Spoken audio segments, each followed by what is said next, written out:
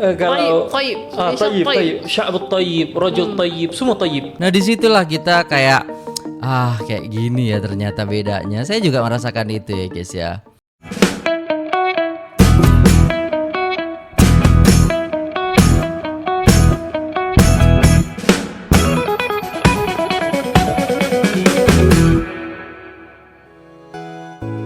Assalamualaikum warahmatullahi wabarakatuh. Jumpa lagi dengan saya guys, Cak Mujib. Gimana kabar teman-teman semua? Semoga sehat selalu dalam lindungan Allah Subhanahu wa taala, dijauhkan dari segala mara bahaya, malapetaka, bencana dan balak serta berbagai macam penyakit. Amin amin ya rabbal alamin.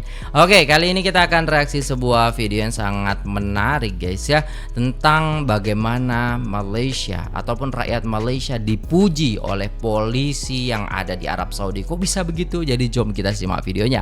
Let's go. Malaysia bagus. Masya Allah. Malaysia kita kalau Tayyib, tayyib, sya'but tayyib, rajul tayyib, semua tayyib. Kita bila nak masuk Raudah, orang suruh beratur. Beratur. Oh, orang kita sebab tu saya kata patutlah polis selalu puji. Orang kita bila berkumpul satu tempat, nak contoh mutawif, nak ceramah lah, nak cerita sini berlaku gini. Polis datang, polis tak payah cakap. Habis. Terus bergerak. Iya. Sebab patutlah orang polis Saudi, pihak berkuasa Saudi sayang sungguh dekat orang Malaysia. Oh, Masya Sebab dengar kata Allah. Dah. orang lain tak ada tinggi suara Masya sampai katak apa katak pula kita sayang latih sebab dia katak pukul sampai pukul apa yang ada pukul ni suruh bergerak tak nak bergerak. Yalla. Iya guys ya, itu pengalaman saya juga istilahnya kalau orang luar sana ya selain kita lah. Nah, itu memang mereka itu harus di kayak yalla gitu. Ro yalla. Harus seperti itu gitu loh guys ya.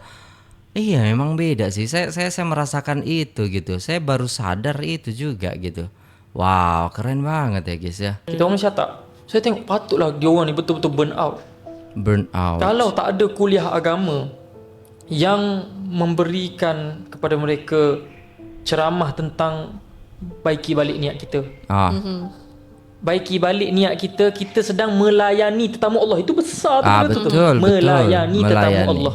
Okay. Untuk apa? Untuk mereka beribadat. Bukankah itu satu ibadat yang sangat besar? Kita tolong orang buat ibadat. Jadi mereka sentiasa diberi kuliah pasal ini. Sebab tu kita tengok polis, tapi ada juga yang betul-betul burn out sampai naik tangan, tolak. Dah sebab apa? Okey, bayangkan Raudah ataupun mana-mana tempat yang memang kalau boleh jangan solat lama kat situ. Betul. Ramai lagi nak masuk. Faham. Ada member tu nampak boleh dia angkat takbir pula. Saja. Dia memang nak duduk lama. Faham. Dia fikir nak buat sunnah, tapi dia tak tahu sunnah yang lagi besar adalah Mudahkan orang lain juga. mudahkan orang lain. Sampai polis akhir sekali, polis pergi tolak dia. Dia duduk Bener. Ada orang yang lagi sholat sama polisi, yalla. Dia udah sholat tuh guys, 2 rakaat udah selesai, tapi dia malah maksa sholat lagi gitu kan. Maksudnya udah sholat tuh doa lah di situ dulu sebentar, setelah itu bagilah yang lain itu masuk, ya kan. Itu saya sering banget ketika bawa jemaah Malaysia ataupun Indonesia, ada jemaah-jemaah orang luar yang masih istilahnya seperti itu guys ya. Oh my god. Tapi kalau jemaah yang saya bawa pasti saya kasih tahu. Ingat ya jemaah, sholat 2 rakaat, habis itu berdoa. Setelah berdoa keluar langsung. Karena banyak banget orang yang mengantri di sini ya untuk mendapatkan sholat di Raudhah seperti itu guys ya. Nah, kalau mau lagi sendiri itu boleh ya, karena kita rombongan jadi kita harus menghargai orang lain juga. Saya pasti mengatakan seperti itu karena kenapa ya guys ya, orang yang menunggu itu banyak banget, sedangkan tempat yang disediakan itu sangat sedikit gitu loh guys ya. Makanya sekarang itu kayak ada aplikasi lah seperti itu oleh kerajaan Arab Saudi supaya lebih teratur lagi jam masuknya. Jadi kita ada jadwalnya seperti itu, dan itu lebih memudahkan seperti itu ya guys ya. Jadi tidak yang istilahnya rame-rame berdesak-desakan. Tahu nggak ketika waktu pertama kali dibuka ya kan, itu gila banget kalau dulu guys ya, sampai ada yang keinjak dan lain sebagainya gitu loh. Nah seperti itu, jadi tidak kondusif lah bisa dikatakan seperti itu guys ya. Yang kita nampak emang orang-orang yang berjenggot-jenggot ya kan, yang istilahnya lebih besar badannya daripada kita. Emang orang seperti itu yang kita lihat. Dan sedangkan kita Ya kecil-kecil ya udah manut aja, ngikut aja seperti itu. Alhamdulillah saya bawa jemaah kalau apa namanya ya guys ya, ziarah ataupun apa itu mereka patuh-patuh ya, terutamanya juga jemaah Malaysia, jemaah Indonesia itu rata-rata juga patuh-patuh yang berasal, kalau saya bawanya itu dari ini ya guys ya, ada yang dari Kalimantan, ada yang dari Jakarta, terus seperti itu ya guys. Rata-rata seperti itu ya. Kalimantan Jakarta, Kalimantan Jakarta. Nah seperti itu. Jadi kalau teman-teman istilahnya umroh ya otomatis harus memperhatikan itu juga ya guys ya, sesuai dengan apa yang ada. Tapi kalau jemaah Malaysia kayaknya nggak perlu diajarin, udah disiplin gitu loh guys ya. Solat. Jadi angle tuh yang diambil, direkam, di viral kan. Di Malaysia. Nah, Malaysia, masya Allah, Kuwait, Mia. Indonesia, masya Allah, bagus. Ya, seperti itu. Jadi jemaah kita itu sudah apa ya guys ya, melekat ya di hati mereka. Terutamanya yang dibahas di sini adalah ternyata orang Malaysia yang ke Makkah ataupun Madinah mereka dipuji. Jadi polis Arab sampai memuji, sampai istilahnya kagum lah dengan istilahnya jemaah yang dari Malaysia ini. Masya Allah, tabarakallah. Malaysia terbaik umroh dan haji diiktiraf oleh kerajaan Arab Saudi. Indonesia juga terbaik. Ya terbaik. Menurut Bapak dan Ibu, Indonesia terbaik di sisi apa ya? Yang jelas Malaysia terbaik untuk penyelenggara umroh dan haji. Itu versinya dari kerajaan Arab Saudi. Sebenarnya kalau Indonesia juga terbaik kok. Netizen tahu kan terbaiknya yang mana?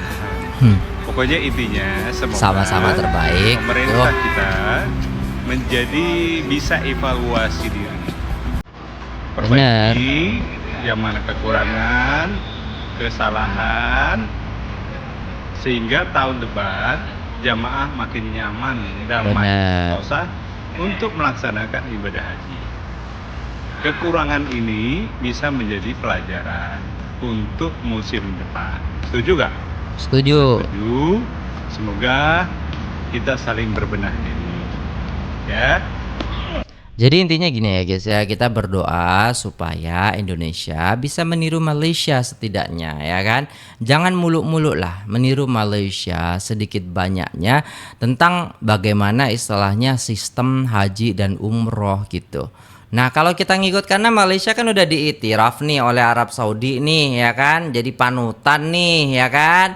Nah setidaknya kita ikut tuh di situ, nimbrung, jangan gengsi gitu. Kita sama-sama nih, sama-sama negara serumpun ya kan, sama-sama di Nusantara ini ya, kita belajar lah sama saudara kita.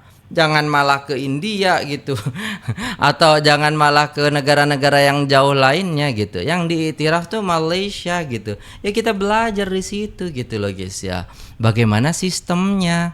Kalau kita tidak belajar terus kapan kita bisa gitu loh ya. Nah seperti itu guys. Oke, kita dengerin lagi nih guys ya. Ada banyak ya video yang akan kita lihat, tapi kita ambil inti-intinya aja yang istilahnya membuat minda kita atau pemikiran kita itu lebih berkembang seperti itu ya. Jemaah Haji Malaysia antara yang paling disiplin di Tanah Suci. Bukan saya yang sebut, petugas Saudi sendiri yang puji. Kenapa Malaysia boleh jadi macam tu? Disebabkan sistem tabung haji yang sangat teratur. Nombor satu, khusus Haji Malaysia antara yang paling lengkap dalam dunia. Jemaah bukan setakat diajar cara buat haji, tetapi diajar step by step apa nak kena buat bila sampai dekat Mekah, dekat Madinah nanti. Cara bergerak, timing tawaf yang sesuai, laluan yang selamat, sampailah adab dan juga etika pun dimasukkan di dalam silibus kursus haji. Kedua, disiplin masa. Tabung haji latih jemaah kita disiplin masa. Bila nak berangkat, bila nak naik bas, bila nak masuk hotel, semuanya dah disusun sebelum jemaah berangkat lagi. So bila jemaah sampai dekat Tanah Suci nanti, jemaah Malaysia tak kalut, sebab tu pergerakan kita jadi smooth dan juga teratur. Maksudnya gini, memang semua kayaknya memang diatur semua. Saya jemaah Indonesia saya juga mengatur gitu kan. Bagaimana istilahnya pemberangkatannya jam sekian, hari ini nanti masuk bis dan lain sebagainya. Tapi ada aja gitu loh guys ya, yang lelet gitu, nggak disiplin waktu ya kan. Nah gini contoh ya kan, contoh. Saya mau cerita dulu, skip dulu ya kan. Saya mau cerita. Jadi waktu itu ziarah Madinah ya, saya masih ingat ziarah Madinah guys ya. Di situ saya pernah bawa jemaah Indonesia dan juga Malaysia, ya kan. Biasa ziarah itu maksimal lah jam 7:30. Nah saya bilang tuh sama jemaah jam 7 sudah ada di lobi ya, ya seperti itulah teman-teman. Konsepnya seperti itu, ataupun maksimal jam 8 ada di lobi seperti itu. Jemaah Indonesia waktu itu saya bawa itu kalau nggak salah dari Jakarta kalau nggak salah ya guys ya.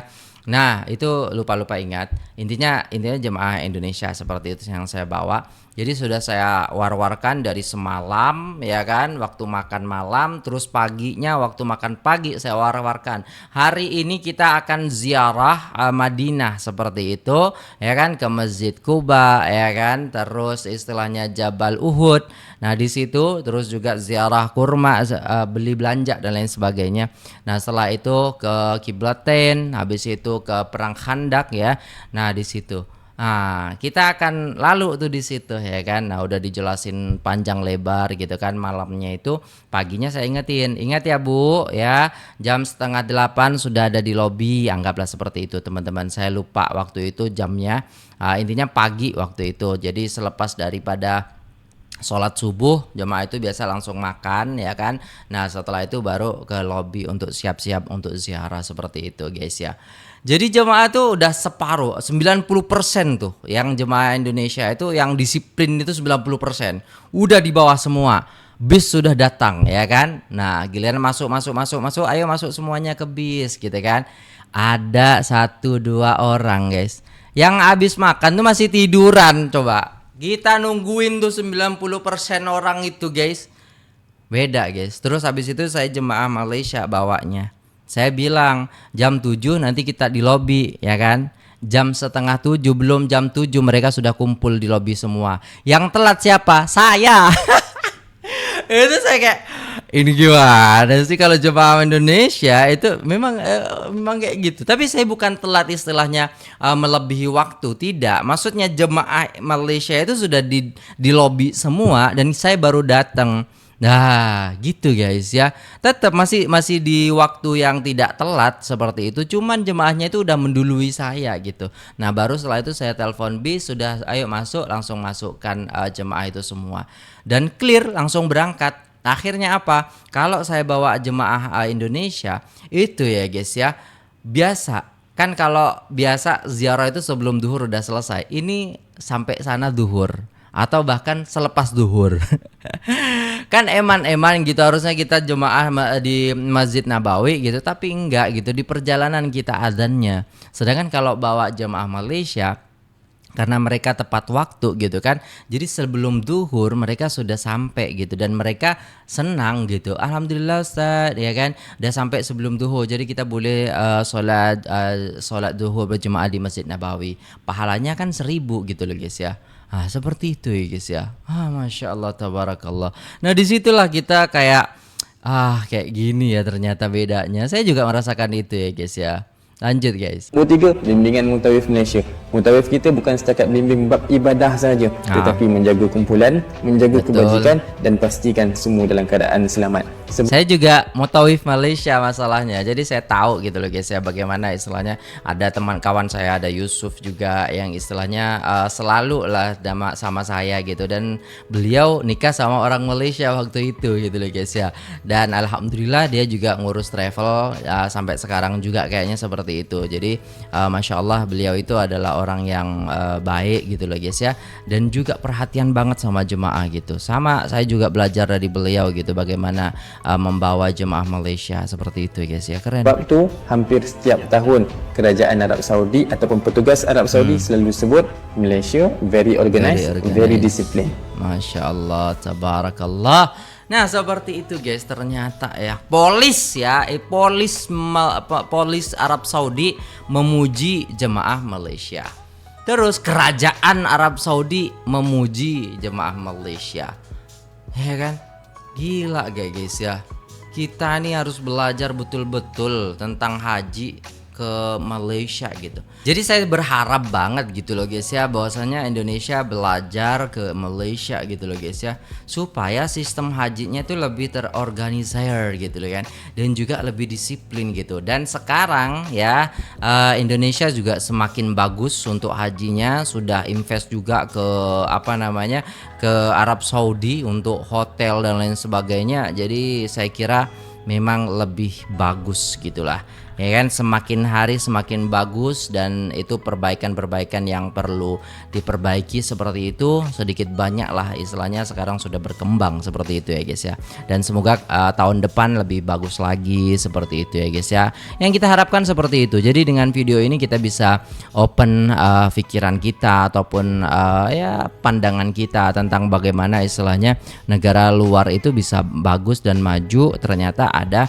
sistem-sistem yang mereka sudah kelola gitu, dan Indonesia juga pasti bisa seperti itu ya guys ya. Dan semoga pelanggaran-pelanggaran di haji tahun ini tidak ada ya guys ya, maksudnya kayak bawa rokok lah, bawa inilah, bawa itulah ya kan. Semoga nggak ada ya guys ya, semoga aman jaya, dan itu pasti istilahnya mempengaruhi juga pandangan nanti orang Arab terhadap kita Indonesia ini ya kan. Indonesia Masya Allah mia memang seperti itu. Orang Arab itu kalau bagus memang bilang bagus, kalau jelek gitu loh guys ya. Seperti itu. Oke, itu dulu videonya. Terima kasih sudah tengok video ini sampai selesai. Jangan lupa like, share, komen, subscribe. Saya pamit undur diri, apabila ada salah kata mohon dimaafkan. Wassalamualaikum warahmatullahi wabarakatuh.